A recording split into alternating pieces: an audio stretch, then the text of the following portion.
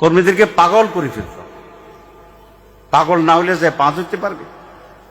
আমি যে আসলে বলি, আমি প্র্যাকটিস করি আমার এলাকায়। আমি নিজে হাঁটু দিয়ে ধরি, একজন বসে রয়েছে, যাইয়া হাঁটুতে হাত দিয়ে কথা বলি। অসুবিধা হয়? কি অসুবিধা? আমি 4 হাঁটু দিয়ে যদি এমপি হই, পরবর্তী 5 বছর আমার হাঁটু দিতে থাকবে। কি বলেন আপনি? আমি একবার ধরলাম, হ্যাঁ 5 বছর ধরবো, লাভ কার? আসলে আমি কখনো রাজনীতি নিয়ে কোনো পোস্ট করি না, রাজনীতি নিয়ে কোনো কথা বলার ইচ্ছা আমার নেই, কিন্তু এই পোস্টটা দেখার পর সত্যি নিজেকে আটকাতে পারলাম না।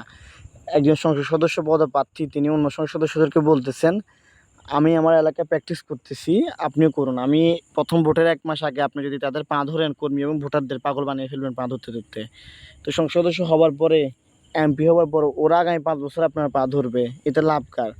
একজন সংসদ সদস্যর মনস্কামনা যদি এরকম হয়ে থাকে, তাহলে সে ক্ষমতায় গেলে তার এলাকায় কি উন্নয়ন করবে তা আমার জানা নেই।